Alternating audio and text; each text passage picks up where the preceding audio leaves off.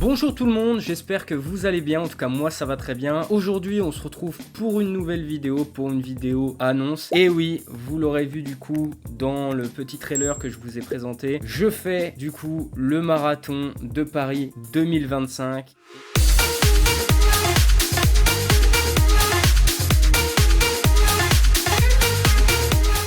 Et oui, une grande épreuve pour moi, un cap décisif dans la course parce que on connaît tous du coup ce fameux palier du premier marathon accompli. Et je vous cache pas que j'ai un petit peu peur quand même. Je sais qu'en commençant la course, j'allais forcément un jour faire un marathon, surtout quand j'ai commencé à faire de la course beaucoup plus fréquemment, que j'ai fait mon premier 10 km et que je voulais toujours progresser. Il faut savoir que je n'ai jamais couru aussi longtemps en une seule fois depuis que j'ai commencé la course. Et oui, grosso modo, je n'ai jamais fait de 42 km. Ne serait-ce que moins, le maximum que j'ai fait en une seule course c'était 25 km et j'aurais pu courir un peu plus, mais n'ayant pas d'eau sur moi, j'ai préféré m'arrêter pour éviter d'avoir un souci au bout d'un moment. Donc je ne sais pas ce que ça fait de courir plus, je sais pas comment mon corps va réagir, je sais pas si je vais avoir le fameux mur, parce que on le connaît tous au marathon, ce fameux mur. Selon les personnes, selon l'entraînement, ça peut arriver très tôt comme assez tard. Il y en a, ça va arriver à 25, 26, 27, il y en a d'autres, ça va arriver à 32, 33, 35. Ça dépend les physiques, ça dépend comment on se sent le jour J, ça dépend comment ton corps va réagir aussi. C'est principalement ça qui me fait un peu peur, mais il y a autre chose qui me fait extrêmement peur, ça serait de me blesser tout simplement, parce que sur le moment ça me ferait bien chier et ça me ferait encore plus chier de me blesser pour la suite, pour tout ce qui est musculation, pour tout ce qui est continuer la course après. Donc c'est vraiment ce paramètre là qui me fait aussi assez peur, mais à la fois j'ai quand même une partie de moi qui a hâte d'y être, qui a hâte de faire ce marathon, de voir si j'arrive à faire les 42 km, même si selon les avis que j'ai extérieurs de mes amis qui feront également le marathon, j'ai large les compétences pour le faire dans de bonnes conditions.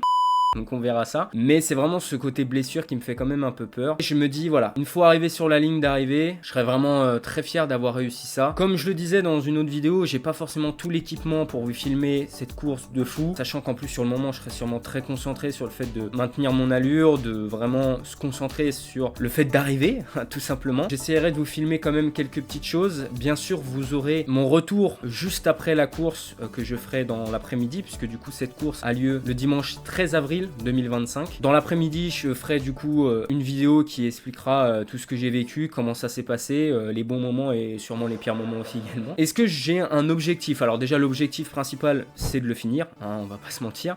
Après, ce qui serait vraiment incroyable, ça serait de le faire en dessous des 3h50. D'après les temps que je fais, comment je me sens et tout, jusqu'à là, normalement je devrais avoir la même condition physique, voire être un petit peu plus performant d'ici là, mais en dessous des 3h50, ça pourrait passer. On verra bien sur le moment, mais comme j'ai dit, déjà le fait d'arriver sur la ligne, ça sera très très bien. Si je le fais en dessous de 3h50, ça sera masterclass.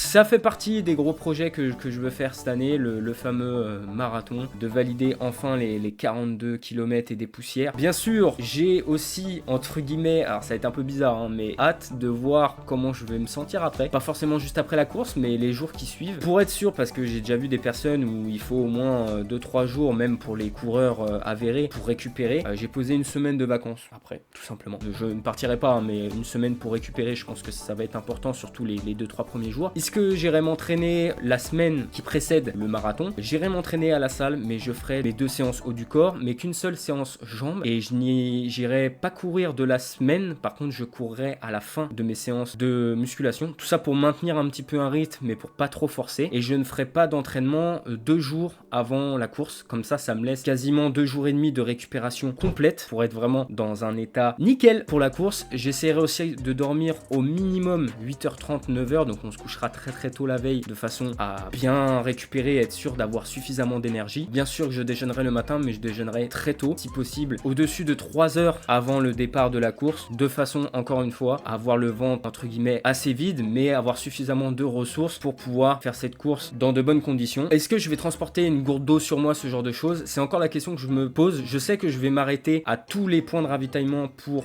boire et manger un petit truc rapidement. Ça c'est sûr à 100% que je le ferai. Encore sur les 10 km m'arrêter sur le semi, je le fais jamais parce que je suis habitué à courir ce genre de kilomètres là sans boire, sans m'arrêter. Donc ça me dérange pas, mais là sur 42 km ça va pas être possible. Je vais vraiment optimiser tout ça et donc m'arrêter à tous les points de ravitaillement. Du coup, je sais pas si j'emmène de l'eau sur moi parce que emmener de l'eau ça veut dire s'alourdir, même si c'est que 1 kg ou ce genre de choses, c'est quand même 1 kg. Donc je sais pas trop, j'y réfléchis encore, mais il y a de fortes chances que je ne prenne pas d'eau sur moi et que je m'arrête juste au ravitaillement pour boire et pour manger des petits trucs. J'espère que ce jour-là il fera un minimum beau, si possible pas trop chaud, mais surtout qu'il pleuve pas parce que s'il se met à pleuvoir, si c'est une petite pluie légère, ça me dérange pas, au contraire c'est motivant. Si c'est une grosse pluie, ça va être une catastrophe. Ça va être compliqué. L'annonce est faite. Je vais donc courir le marathon de Paris 2025. Et ça me fait bizarre de le redire encore. Ça sera pas, je pense, le seul gros projet de l'année. Il y aura peut-être...